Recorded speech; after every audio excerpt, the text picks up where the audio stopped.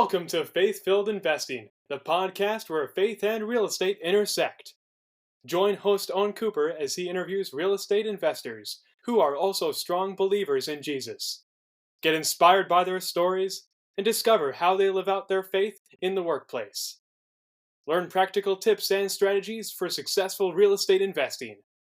Whether you're a seasoned investor or exploring alternative ways to grow your wealth, this podcast will motivate, educate, and connect you with like-minded Christians in the real estate industry. Tune in to Faith-Filled Investing and join the movement of faith-driven real estate investors. Welcome to Faith-Filled Investing. I'm your host, Owen Cooper. And this week, we're going to be hearing from Jeff Watson to learn about his faith journey, his real estate journey, and how those two have intersected. So, Jeff, welcome. Glad you could be here today. I'm happy to be here. I'm looking forward to this conversation. Yeah, me too. I'm really thankful for you being willing to do this. And you, first of all, you are a real estate attorney, correct? I am an attorney. I'm licensed only in the state of Ohio, and my practice is predominantly real estate and self-directed IRA stuff, yes. Okay, great. So if someone is in Ohio, they should contact you. But if they're not in Ohio, you can't help them. Is that right? Well, it's a little more complicated than that. That's a very attorney answer. If it's an IRA-related matter or investment, I can assist them wherever they are. They can be outside the state of Ohio, because what we're working under is the IRA rules, the tax code, Department of Labor. It's all national stuff.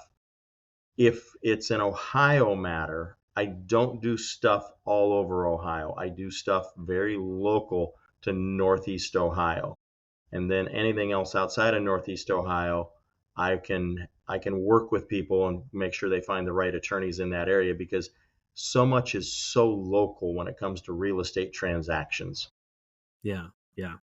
Great. Okay, that's good. I don't usually jump right into that, but that's helpful for people to know. And I also wanted to just point out that you are my first attorney guest that I've had. So congratulations. That's worthy of some sort of prize or something. All right. Well, I'll try not to be the worst one that you've had. I'll try to set the standard at a good level. All right. Yeah. Well, I can say that so far you're the best one that I've had. Yeah. Okay. Yeah. Well, my colleagues would say, well, I'm also the worst one. So anyhow, yeah. Yeah. Well, your colleagues aren't here, so they don't get to say that. There you go. Great. So Jeff, just give people a background. How did we connect, and how did you end up here this morning? I think the connection is because of Miss Wendy's suite and Sunrisers. Yeah. That's the connection. Let's blame Wendy. Yeah, and she can handle that. She's great. If anybody hasn't joined onto that Sunriser group yet, I would highly recommend it. I've been so blessed by it. Jeff, how did you get connected into that Sunrisers group? I've known Wendy for 15 years, maybe longer. And when she started doing Sunrisers, I started seeing about it, and I was like, yeah, let me get in this. And then she's had me speak a couple of times and things like that. And it's just now I set an alarm on Friday mornings to make sure that if I'm not logging in onto the Zoom, I'm getting onto it on Facebook because she's sharing it there. So yeah. Well, same for me. I don't remember how I initially found it, but I'm even more committed because I'm in Central Time, so I get up at 6:30 to make sure I'm there for it. But it's always great. Yep. So let's tell us a little bit about your journey with Jesus. What's that look like in your life? It's been a very interesting journey. I grew up in a divided house. My mom came to know Jesus Christ as her Lord and Savior as a young mom due to the ministry of the Reverend Dr. Billy Graham. My mom was taking my younger brother and I, to church from early ages. 5, 6 years old, she was taking us to church, and her husband was very hostile to that. I remember my mom sharing the gospel with me when I was a very young child. And then when I was a sophomore in high school at a private Christian school, I made absolutely certain on or about January 10th, 1980, that Jesus Christ was my Lord and Savior. And now my walk with him has not always been fantastic. I mean, the walk with him was, so I go to a Christian high school, I go to a Christian college, I then go to law school, I become a lawyer, I stay active in the church, I've got a leadership role, I've got a responsibility. I'm doing all those things that the vast majority of evangelical American Christians do that look like good Christians. Mm-hmm. But the relationship was not what it should be. And it wasn't my top priority. It was not my top priority. All right, so then in 2015, I recognized that I was going into a season of testing in my personal life and in some other relationships. At that time, I did not realize just the depth of the testing, the forging process that I would go through. And it was in January, February, and March of 18 when I recognized just the chaotic, messy life that I really had, despite it looking pristine on the outside, despite doing everything right on the outside. What an absolute mess I had. And it was then that I just refer to the fact that God broke me. And he had to break me not once, not twice, but 3 times over a period of time. And I got to where it was just absolute, complete, total dependency on Jesus Christ to get through the next 5 minutes, to get through the next 30 minutes, to get through that day, just to get there. And if you look in my Bible, which by the way is sitting like 6 inches from where I'm sitting right now, just off to the side of my computer here, if you look through my Bible, you would notice the dramatic uptick in the number of notes beginning in September of 2017. There's a dramatic number of comments, notes, highlights beginning then that they've tapered off a little bit. You know, I was making notes this morning, you know? So yeah. Wow. That's where it is. That's the best way to describe it. Wow. So I've heard this theme. It's a theme that's come up for me often, and so it's not surprising that you're saying this. And I don't think it's a new theme, but I think God, for whatever reason, is bringing it to my mind that what people encounter, what seems to be like the worst moment of their life, like the deepest, darkest moment, and that's actually the time that God breaks through the most and becomes the most real to them, more than any other time. And your story sounds just like people will judge this sentence in 19 different ways, and that's on them. But one of my kids now has a tattoo referencing back to Psalm 65:3. What time I am afraid I will trust in thee. Because it was a verse that I shared with them at a time when my kids and I were going through something very, very, very difficult. Wow. And, one of them now has that literally, that, they see it every day. It's a reminder of what time I'm afraid I will trust in thee. Yeah. Wow. That's really good. So thank you for sharing that. I really appreciate you talking about, like, on the outside, everything, like from early on, everything looked like it was fine, right? Like that you were doing kind of the Christian things you're supposed to do. I mean, it looked all shiny, packaged up. I mean, you go to church, you're there all the time, you're doing the things, you've got a leadership responsibility, you trust in God, you're doing what he says to do with his money, that you're a steward over that. There were things that he just had to say, listen, you're arrogant, you're obnoxious, you've got some stuff I got to knock out of your life. Yeah.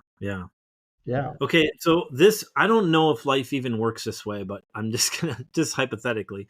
So say there's somebody listening to this, and the way you just described it, like, hey, that's what I'm doing. I'm living my life, and they don't want to go through the most terrible time in their life.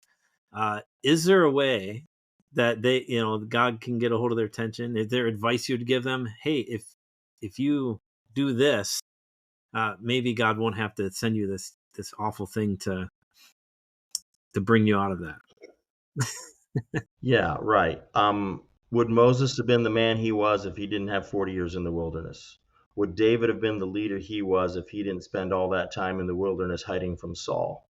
Would Boaz have been the amazing, godly man, a genius business owner, if he didn't have a decade of loneliness and despair?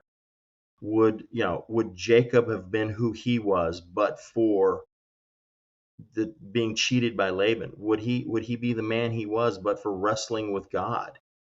So there is no easy way to a great spiritual life, but do the work as God takes you down your path of life.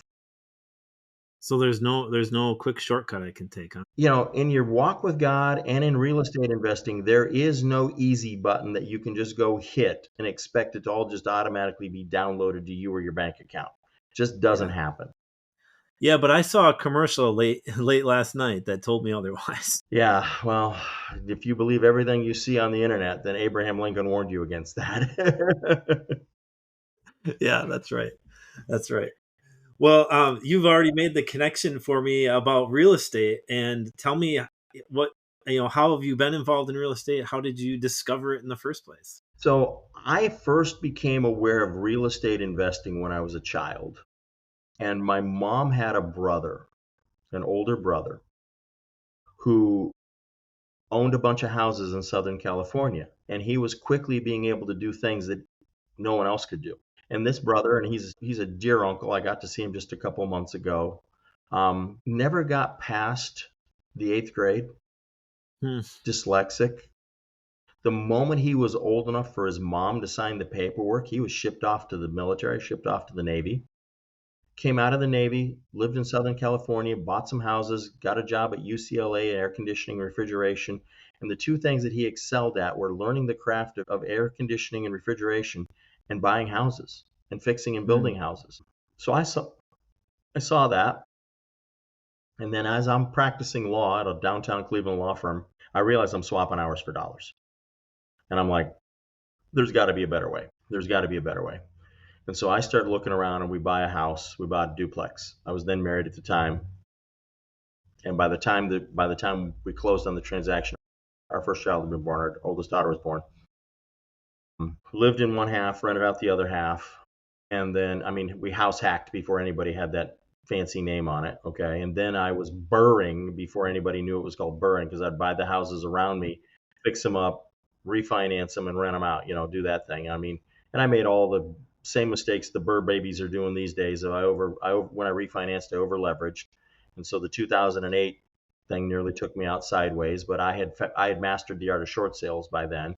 So I did short sales and taught short sales, and that supplied the income to supplement the fact I had vacant units because I was competing against landlords that weren't paying mortgages, and I was. So that was a real interesting shift in my life, because I went from being just an average, ordinary, nobody knew who I was, real estate investor, to now I'm an attorney in a very aggressive market teaching short sales with other gifted investors, and we became a national phenomenon very quickly. And it got me to where I was speaking to large audiences on a regular basis about the nuances of short sales and the transactional method that I co-authored and co-created with other individuals.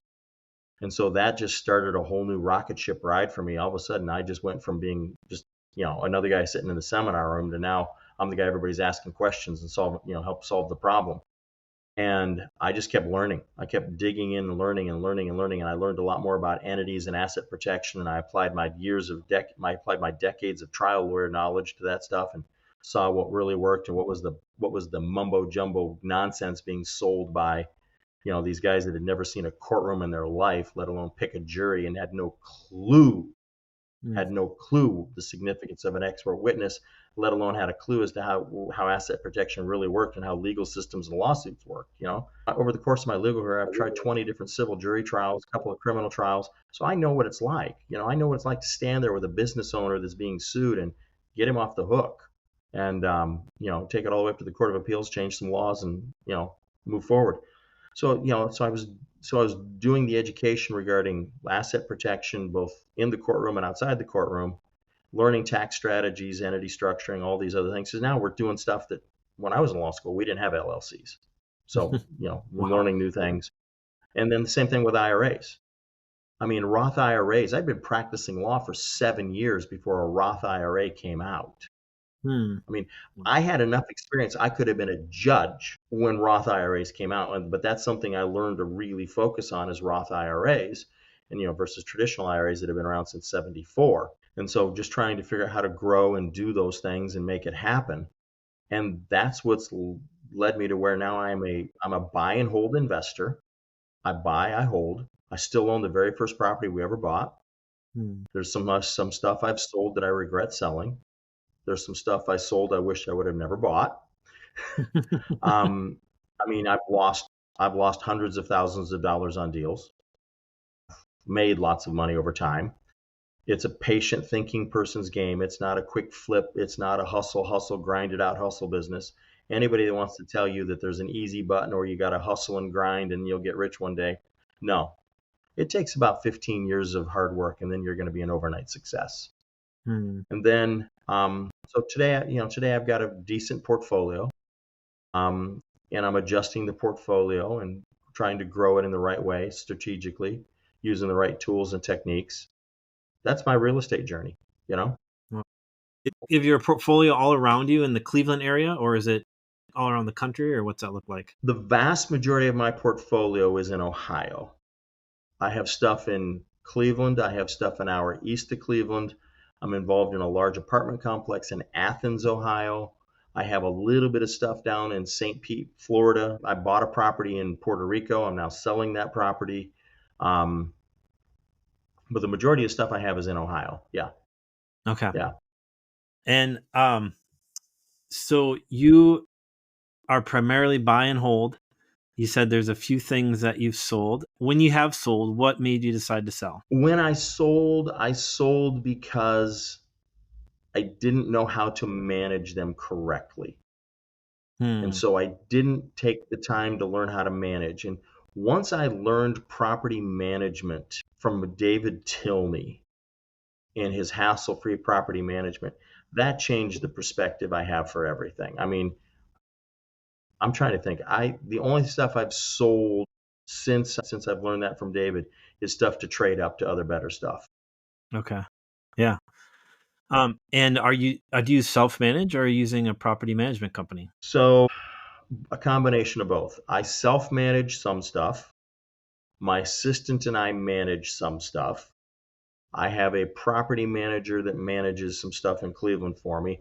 And then there's a big national property management company that manages the large complex in Athens, Ohio. Yeah. Okay. That makes sense. Good. I want to get a little bit in the self-directed. I think we'll head there. But before we do that, tell me a little bit about, so now you've been walking with the Lord a little less than 10 years ago, really grew deeper. But then along this time, you've also been learning a lot about real estate. So how have you seen those two worlds sort of intersect in your life? I'm going to give you an answer in one word: stewardship. If I falsely or wrongfully choose to make real estate the priority, then I'm like a pagan worshiping a false god. If I look at real estate as a blessing from God that I should steward in different ways, both as providing safe, affordable housing for hardworking individuals, as providing secure investment opportunities for other people, as providing for an income stream that allows me to live and give like others cannot, and I look at it as I'm just the manager, then I'm honoring God with how real estate and my faith overlap. But if it's all about I got to do a dealitis, if it's all about how much can I extract out of a property, then I'm just worshiping at my equivalent of a golden calf. Going off of your idea of the golden calf versus stewardship and seeking after God, has there been a moment where you were kind of tempted to go down the golden calf side and kind of had a wake up call and recognize that's not the right decision, and then changed your decision for whatever business reason to make a more stewardship decision? Does something come to mind when you think of that? Absolutely. I mean, there's a temptation every day to go chase the golden calf. Mm. But I mean, the real thing is, I mean, God smacked me around really good 15 through 18, 19. Because it looked like for a while there I was going to lose absolutely everything.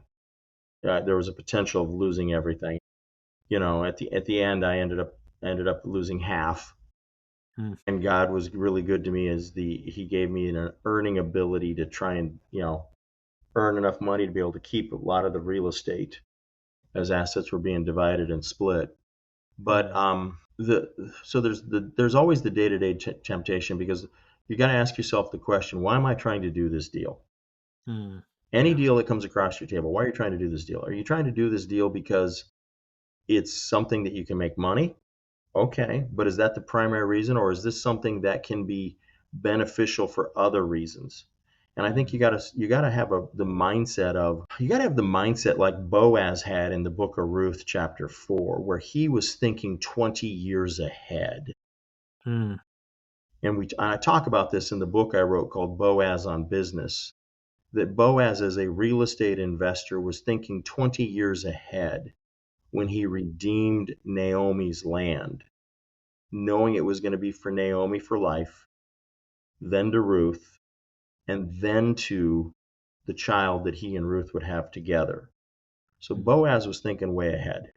And I think if you're looking at it from the point of view of how can this benefit the kingdom of God long term, not short term, and not how can this make me look good like I'm benefiting the kingdom of God, that's the approach you want to take on a deal. Yeah. That's really good. Yeah, I appreciate you saying it's a daily temptation. I think that's why we have to be in the word daily checking yourself, checking your heart, making those business decisions. It's definitely a daily temptation, and it is a temptation that I will readily admit I've succumbed to way too often. And the conversation that I would have at this point in time is a little different. If I could go back and talk to the younger version of me, I would go back and I would tell that guy that focus on the primary relationships more than anything else. Focus on your relationship with God, your walk with Christ. Focus on the relationship you have as a husband, which is not just a noun, it's a verb. What are you doing? Are you putting as much time, effort, and energy into growing, culturing, enhancing, developing, encouraging, promoting, protecting your marriage and your family as you are your real estate business or your law practice or your other business endeavors? That's the conversation I'd have myself if I could turn back the hands of time. Yeah. Wow. That's good. And I think there's people that will be hearing this that will need to hear that as well. It's good reminder for me even. So yeah, thank you for that. Recentering. I mean, let's talk about it from a real estate standpoint, going back to the Garden of Eden. And somebody's going to be like, Jeff, what are you talking about? How in the world does how do you draw real estate investing out of the Garden of Eden? Adam had a job. Even before Eve showed up, Adam had a job of taking care of the garden. Adam was there as a steward, as a property manager, and then Eve was brought to him to complete the emptiness that he had in order to help the two of them together to accomplish more in the stewardship of managing the garden. And then when you stop managing the garden, when you stop stewarding and you start looking around and saying, well, maybe this is mine instead of God's, then that's when you can get lured into temptations. Yeah, that's right. You had mentioned this book that you've written, Boaz on Business. If someone wanted to get a hold of that, where would they find it? They would open up their browser and go to Amazon. And in the main search bar there, just type in the word Boaz, B-O-A-Z, and it should be the second or first thing that pops up in that search bar. Wow. That's impressive. Just with the word Boaz, yeah. Because when I say we, I'm referring youth group wise to my assistant who was invaluable in writing the book and my publisher. we were an Amazon new release bestseller for several weeks in December and January. December 24, January 25. Wow. So this And so this it is kind just of, came out. yeah, this is a relatively new book. Yeah. Yeah. Great. Well, it's on my list. I think you had mentioned it at the Sunrisers when you spoke one time, and so I Yep. haven't read it Yep. yet, but as you reference it again, I'm like, yep, I need to read this. This is good. Hi, Owen Cooper here with Rock Solid Investments. Sorry to interrupt this amazing conversation that's going on, but I did want to mention that if you are interested in investing with my company or even just curious about it, please go to my website, rocksolidinvestments.com, ROC solidinvestments.com. You can sign up for newsletters, you can book a time to talk with me, and we can talk more about what that investing journey would look like for you. So glad you're part of this podcast. And now let's get back to the conversation. Yeah, I mean your podcast questions are perfect for this, because when you talk about the intersection of faith and real estate, that's what happened as I was beginning to really study the book of Ruth, because I was looking at it going, okay, I've got some assets. I've got some real estate. God's blessed me. I've done okay. How do I become the man I need to become? How do I become that man that I know God is calling me to? So I started digging and studying. And one of the things I began studying was Boaz in the book of Ruth. Mm-hmm. And I saw in chapter 2 of the book of Ruth how Boaz was running his business. And I saw a blueprint, a model, a step-by-step formula for how to run a business, organization, communication, structure, company policies, company safety, things like that, charitable outreach. And the one thing that is my hobby horse, the one thing that, for any Baptist preachers out there, this would be my sugar stick, is the communication model shown by Boaz as an entrepreneur, as a real estate investor in Ruth chapter 2 is so sorely lacking today in our businesses today, in our culture today, in particularly among the real estate investing community, because we are all fire, aim ready crowd. We're all ADD, ADHD, we're all just reactionary. And Boaz was a very deliberate, clear communicator. And to quote John Deloney, kind is clear. If you want to be kind to somebody, be clear in your communication to them. If you want to be kind to your employees and your teammates and your colleagues, be clear to them in your communication so that we know what we're doing, so that we know what the objective is.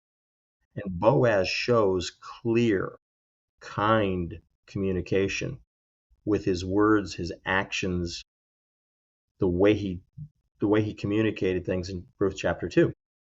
And so I see that as, here's a man that is a wealthy man. Here's a man that is a strategic, shrewd real estate investor thinking long term. Here's a man that is a God-honoring, a God-fearing man and running his business according to biblical principles. And so this is what inspired me to write the book, Boaz on Business. Yeah, that's beautiful. Yeah, that fits, I think, so well. Part of the reason I think that Wendy recommended you for this podcast was probably because of that. Exactly, all the things the Lord has taught you through your study of the book of Ruth. Yeah, I mean, if you want to look at it from this perspective, I'm just gonna do a little bit more of a tease. If you look at the negotiation techniques used by Boaz in Ruth chapter 4, confidentiality, planning, strategy, preparedness, set the trap, spring the trigger, and close the deal. It's a really good model that says, listen, we need to be prepared as we go into these real estate negotiations. We need to be prepared with as much information as we can. We need to know who we're talking to, and we need to know what they need to hear and what's going to move them in the direction we want them to go. I mean, let's face it. Boaz knew who that nearer kinsman redeemer was. Boaz knew his situation. So when Boaz said, will you redeem? The guy says, yeah, I'll do it. I got the money. Let's do it. I want the prestige. And then Boaz drops the other half the shoe, which is, oh, by the way, you also got to marry the Moabitess, Ruth. And then that's where the nearer redeemer, the nearer relative, a closer relative to Elimelech, said, I can't do it. I'm not going to mess up my inheritance. Well, Boaz knew that. Yeah. Boaz had a plan for it. And so he set it up for that purpose. And so I go back to this and I go, that's why when we go into a business negotiation, we need to have as much information as we can, and we need to be able to use it wisely and strategically. Yeah. Good. It's good stuff. All right, everybody. I hope you're motivated to get this book and learn from the book of Ruth along with Jeff and what God has revealed to him. It's good stuff. Let's talk about challenges. What sort of challenges have you had to overcome in real estate? Oh my. The biggest challenge I've had to overcome in real estate is my own arrogance and ego. Wow. I mean, for a long time, I was like, man, I'm an attorney. I'll figure this out all on my own. I didn't realize the value of coming and being in a good community of people. I didn't realize the value of some coaching. I didn't realize the value of being in a network of other people. The Dealmaker community is absolutely phenomenal. It's absolutely phenomenal for the culture it is, the networking and so on. You know, Wendy's part of it. Jim Ingersoll's the guy that's put this whole thing together. So the biggest challenges I've had to overcome are my own arrogance, my own ego, thinking I could do it all by myself. The next biggest challenge has been just not being diligent. I mean, taking unnecessary risks is probably the second biggest challenge I've had. Just taking unnecessary risks. That would be the next big challenge I'm continuing to overcome.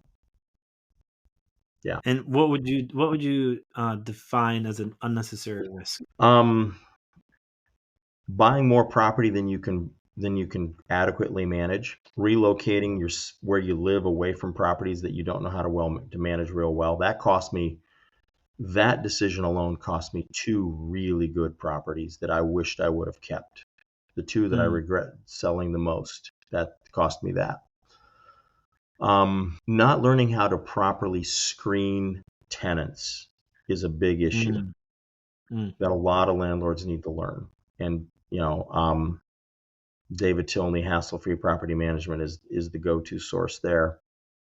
The other big challenges I've had to learn and overcome is not really understanding the full depth of my network and the quality of the people and the breadth of my network, so that when I have a situation and I put it out to my network, I'm learning how to trust my network. I'm learning how to trust that God's got me in the relationships that I need to be in for the outcomes that he's steering me towards. Yeah. So how is and you kind of answered this, but how has your faith helped you or helping you overcome those challenges? Well, it goes back to this. What's the reason I'm doing this? Am I doing this because this is something that I believe God has called me to do, so that I have the opportunity to meet other people's needs, so that I have the opportunity to provide safe, affordable, decent housing, that I have the opportunity to be more generous, that I have the opportunity to be able to have the freedom of time to be able to pour into the lives of my kids or my grandkids or other friends? If that's what I believe, then that's great. If I believe it's all about me and, I want to be able to just have a really cushy life and, expensive meals all the time and travel all the time, well, that's not honoring God. And that doesn't mean that I don't enjoy a great meal. That doesn't mean I don't like a vacation, trust me. But I'm grateful for everything he's given me. The other thing is, it comes down to, am I using these resources in a way that is consistent with Scripture, consistent with what God wants me to do? And if we're doing real estate solely for the purpose of making as much money as we can, as fast as we can, then we're going to cross the line with our ethics and our integrity and our honesty. And that's not what God wants us to do. I'm thinking back to a time when God had me in a very unique position, and I'm really grateful for the lesson I learned from this. I had gotten, at that time, my entire portfolio 100% debt-free. Every rental property was free and clear. Wow. And I'm sitting on a plane as the COVID crisis is breaking out across America. Mm. And I'm taking advantage of Southwest's amazing free Wi-Fi. And I email my assistant as everybody's hyperventilating and panicking. And I mean, I'm on a 737-800 MAX that holds 150, 170 some people, and there's 12 of us on the plane. I email my assistant and I go, tell every tenant next month's rent and the month after is half off. Mm. And for anybody that's already paid the whole rent for this month, give them back half their money. Mm. Wow. And so as we're rolling into this absolute economic meltdown, hyperventilation, people are panicking, we don't know what's going on, gross overreactions and so on, my assistant and I were able to show the love of God to people in a way that they least expected it. When they were scared for their future, I was able to say to some of these grown men, here's back some of the money you gave me for the rent. Next month, it's only half again, and we'll wait and see how this works out. And when grown men are standing in your office crying, and they get to see there's a Bible sitting right there over on the shelf, and they know that you're a Christian, and they know that your assistant is a Christian, and that they know you do things honorably. That's how you become salt and light. That's how you become hands and feet of Jesus using real estate. That's beautiful. That's a beautiful picture. And what a joy for you to be able to pass on that blessing to others in ways that you saw clearly made a big impact on their lives. It was a powerful time. I mean, yeah, that's pretty motivating in itself. But there are always people, and I'm sure you've met many, who are kind of, on the fence or are just kind of curious about real estate and getting into it. So for those people, if they're considering it but haven't started yet, what would you say to them? I would say to them a number of things. Real estate investing is fantastic if you do it right. If you do it wrong, it's a complete disaster. The second thing I would tell you is do not believe the people who say that you can do it with absolutely no money, no credit, and no job. Do not believe those people. Real estate investing is a thinking person's business. You don't need a lot of money if you know how to make offers the right way.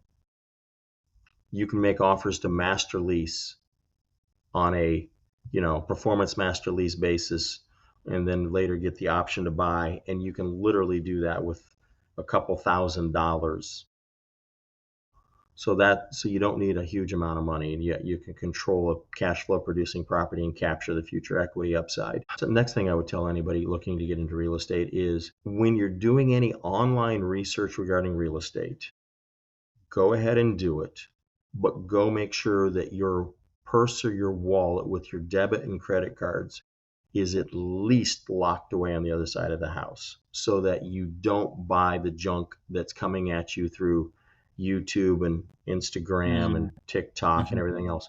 There's so much quality information that you can get from the right people. And the last thing I'm going to tell you is this. If the person who's talking about real estate investing has not been through a minimum of two down cycles, they don't know what they're talking about yet. They do not have enough real world life experience. 2 down cycles. And right now that means somebody that is been investing, in my opinion, for at least 25 years.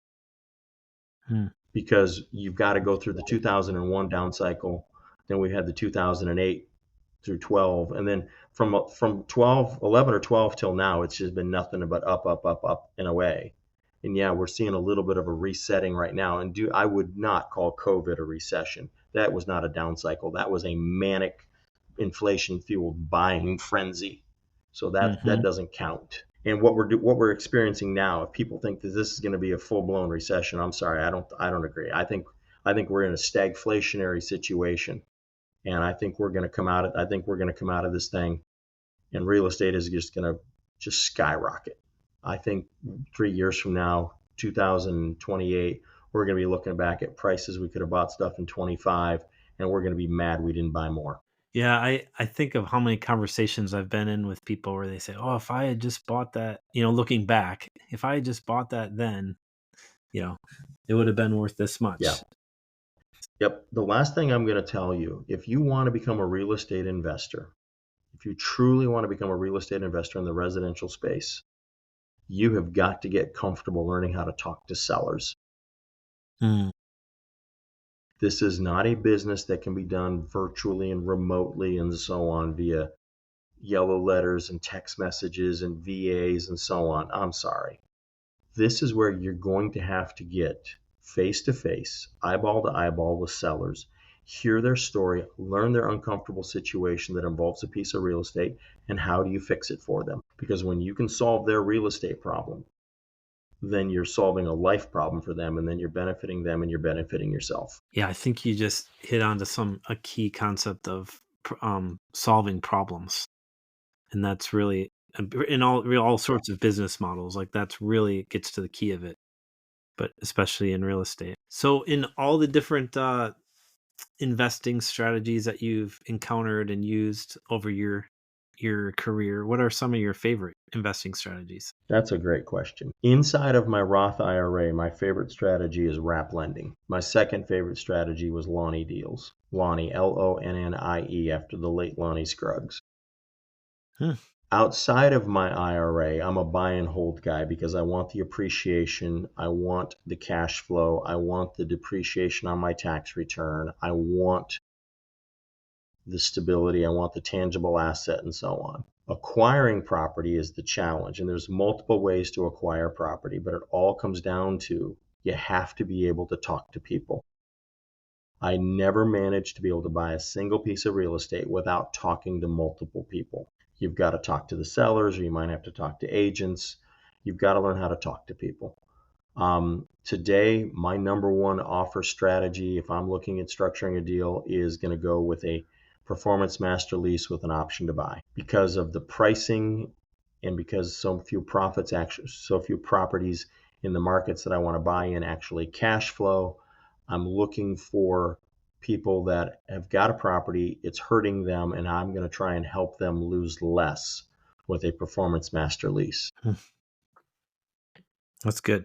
Can you just give a brief description of both wrap lending and the Lonnie deal? Sure. Wrap lending is where I take a small amount of money and I lend it in a junior position behind a larger sum of money to a different borrower who has basically come to me and said, listen, Jeff, I need $50,000 to do this rehab on this house. And I've got anywhere between $5,000 and $10,000 in my IRA liquid, and I find somebody else that's got $40,000 to $45,000 in their IRA. The person with the larger amount of money makes a loan in first position, and I make a loan in second position, and I collect the difference in points in an interest rate arbitrage. And so it gives me a very good rate of return. We've got 2 notes, 2 mortgages, and so on. That's my one of my favorite tactics. Normally, I get about a rate of return in the mid-30s on my money. A Lonnie deal is where I buy an ugly mobile home cash, and I usually do this with the cooperation of the park ownership and management. And then I resell that same ugly mobile home with little work done to it on terms, on a payment process. So it might take me the first year between the down payment and the payments to get back the amount of money that I paid to get the property. But then the next several years of payments are just profit to me, tax-free profit inside of an IRA. That's good. That's a long deal. Is there a reason it needs to be an ugly mobile home? Could it be a nice mobile? Oh, it could be a fantastic, beautiful mobile home. But most of the ones I ever did were ugly. Yeah. Yeah, there's probably more in that category. Yeah, I mean, it all depends. I mean, let's face it, the beautiful mobile homes are in parks that will not let you do that. It's in the parks where you've got an older couple that's the owner, they're slightly not managing it well anymore. That's your best potential today. Yeah. Oh, that's good. Wow. So, tell me, I want to, before we end here, I want to go back to with your self-directed IRAs. Um, Tell me again, how long have you been doing those, and how did you learn about That's a great question. I first heard about self-directed IRAs in the summer of 2004, so 21 years ago. At the same time, I was learning about short sales. I was learning about self-directed IRAs. I tried to voraciously consume as much information as I could, and I found out that the companies that serve as custodians in the self-directed IRA space, they'll tell you all of the things that you can do. You can do this, you can do that, all these things. But there was a huge screaming need in the marketplace for someone to show you how to do it. The step by step, here's how we do this. Here's how you buy a house inside of an IRA. Here's how you make a loan with an IRA. Here's how you invest in an LLC with an IRA. Here's how you form a trust with an IRA. Nobody out there was teaching that stuff until I found a guy in Atlanta, Georgia, by the name of Dykes Boddiford. Unfortunately for everybody, we lost Dykes last year. And so it's been one of my goals is to start teaching that. And I'm currently teaching how to do lending out of a self-directed IRA. And I'm not telling you all the things you can do. And I'm not telling you to get you all excited about the high rates of return and all these other things. No, I'm being very systematic, very formulaic of this is the step-by-step process of how to do it. Because that's the screaming need in the marketplace. Because that's what my clients come to me and go, Jeff, I did this deal wrong. How do I fix it? Yeah. And so I'm now teaching people how to correct those things and how to do it correctly. And how are you teaching? Like, you have a platform? If is it clients you already have, or is there something that people could sign up for? That's coming soon. Right now, what I would say is if you want to know more about it, please subscribe to my free email newsletter by going to watsoninvested.com, watsoninvested.com, all one word, watsoninvested.com. Sign up for it, and you'll be seeing more about it in the next 30 or so days. Because right now I'm just doing the pilot program with a core group of students and friends. And then once we get it rolled out, then it goes bigger. Great. I think there will be many people interested in that. I feel like you've picked up on a ton of knowledge and insights over your real estate career. Yeah, I mean, I've done things that I don't think many other people have. Have you ever represented an IRA in a lawsuit? I have not. I have. I have. I mean, that's a whole nother can of worms. I mean, most lawyers don't even have a clue what an IRA is, that they can do these things. So how do you represent an IRA in a lawsuit? Some of the other things that I've done, all of those things that are out there. So yeah. Yeah. Well, and I think because of your worldview and desire to follow the Lord, like that, you're using that knowledge to bless other people and to teach other people. And I see that come out again, that what you started before, that stewardship principle affects. You're not just, how can I make money off this, but how can I bless other people so that they can learn from what I've picked up on. So I'll give you this thought as we wrap this up. I do not believe it is inconsistent from a stewardship perspective and from a rendering unto Caesar that which is Caesar's perspective when I show people how to strategically take a traditional IRA, make a certain type of investment with a self-directed traditional IRA, and then convert it to a Roth and pay half of what they would normally pay in taxes. To me, I'm perfectly fine with that. I'm taking the IRS's own rules and I'm using them against them.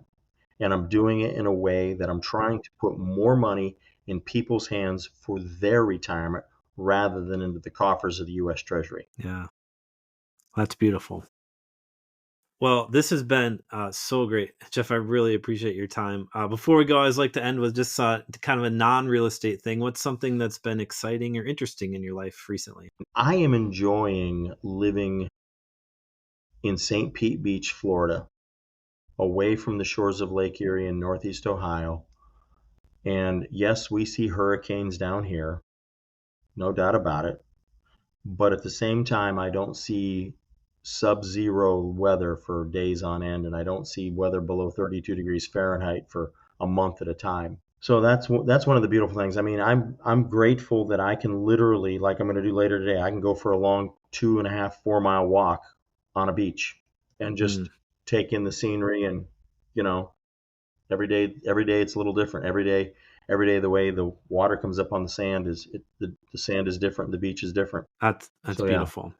Yeah. I don't really want to hear that because I live in Wisconsin, but I'm glad that you just experienced that. But you've spent plenty of years in Northeast Ohio, so I did my time. That's right. And there's a reason I did my 40 years. Yeah, that's right. And there's a reason that the Florida population is increasing. Yep. Many reasons. Weather and geography are two of them. Yeah. Yep. Yeah. Wow. Well, Jeff, thank you so much for the time and the conversation. I like so much other things in your life. I know that people will be blessed by this time. I know I have been, and I really appreciate it. Not only learning great strategies, but also just some real spiritual, biblical truths that we just need to be reminded of. And so I really appreciate you sharing that with all of us here. Oh, my pleasure. My pleasure. Thanks for joining us with another episode of Faith-Filled Investing.